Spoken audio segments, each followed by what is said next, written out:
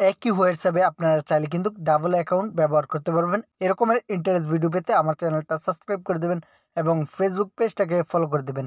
সেজন্য চলে আসবেন আপনার যে হোয়াটসঅ্যাপটি রয়েছে সেই হোয়াটসঅ্যাপে। এখানে আমি হোয়াটসঅ্যাপে চলে আসছি। চলে আসার পর এখানে আপনার উপরে থ্রি ডট অপশন দেখতে পারবেন। এই থ্রি ডট অপশনে একটি ক্লিক করে দেবেন। ক্লিক করার পর এরকম একটি ইন্টারফেস চলে আসবে। চলে আসার পর এখানে আপনার সেটিং অপশন দেখতে পারবেন। এই সেটিংয়ে আপনারা একটি ক্লিক করে দেবেন। ক্লিক করার পর এরকম একটি ইন্টারফেস চলে আসবে।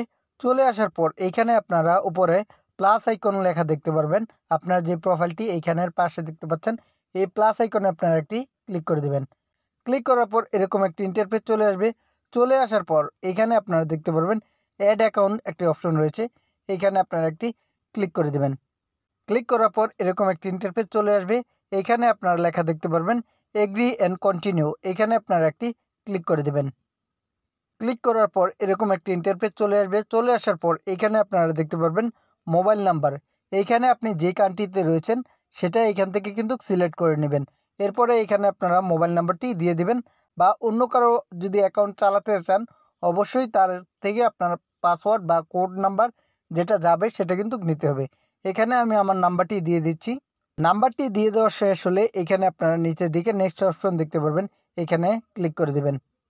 ক্লিক করার পর এখানে যদি আপনার অ্যাকাউন্টটি ভেরিফাই থাকে অবশ্যই এখানে ভেরিফাই লেখা চলে আসবে। এখান থেকে আপনারা কন্টিনিউ লেখা দেখতে পাচ্ছেন, এই কন্টিনিউতে আপনারা একটি ক্লিক করে দেবেন। ক্লিক করার পর এরকম একটি ইন্টারফেস চলে আসবে। এইখানে আপনারা যদি আগের কোনো অ্যাকাউন্ট থাকে এই নাম্বারে তাহলে কিন্তু আপনি চাইলে সেই মেসেজগুলো এখানে নিয়ে আসতে পারবেন। এখান থেকে যদি চান যদি আগের মেসেজ আনার জন্য তাহলে আপনারা এখানে রেস্টোরি লেখা দেখতে পাচ্ছেন, এখানে ক্লিক করে দিবেন। আর নয়তো আপনারা স্কিপে ক্লিক করে দেবেন। আমি এইখান থেকে স্কিপে ক্লিক করে আপনাদেরকে দেখাচ্ছি। ক্লিক করার পর আবার দেখতে পারবেন এরকমের স্কিপ রেস্টোরি চলে আসছে, এখানে আপনারা ক্লিক করে দেবেন। ক্লিক করার পর এরকম একটা ইন্টারফেস চলে আসবে। এখানে আপনার আগের নামটি চলে আসবে। যদি চান আগের নামটি তাহলে এইখান থেকে আপনারা নেক্সট অপশন দেখতে পাচ্ছেন নিচে, এই নেক্সট অপশনে আপনারা একটি ক্লিক করে দেবেন। ক্লিক করার পর কিছুক্ষণের মধ্যে দেখতে পারবেন আপনার এই অ্যাকাউন্টটি কিন্তু অ্যাড হয়ে গেছে।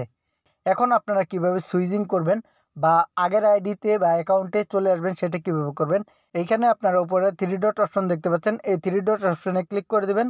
ক্লিক করার পর এখানে আপনারা এরকম একটি অপশন চলে আসবে। এখান থেকে আপনারা সেটিং অপশন দেখতে পাচ্ছেন, এই সেটিং অপশনে ক্লিক করতে পারেন বা সুইচ অ্যাকাউন্ট এইখানেও ক্লিক করে দিতে পারেন। এই সেটিং অপশনে একটি ক্লিক করে দেবেন। ক্লিক করার পর এরকম একটি ইন্টারফেস চলে আসবে। চলে আসার পর এইখানে আপনারা দেখতে পারবেন প্রোফাইলের পাশে এরকম একটি অপশন রয়েছে, এইখানে আপনারা ক্লিক করে দেবেন।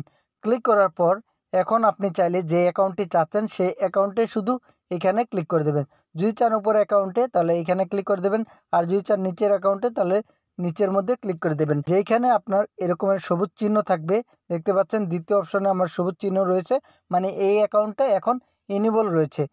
এভাবে আপনারা কিন্তু খুব সহজে সুইচিং করে নিতে পারেন। এখানে আমি আপনাদেরকে সুইচিং করে দেখাচ্ছি। ক্লিক করার পর কিন্তু এটা অটোমেটিকলি সুইচিং হয়ে গেছে।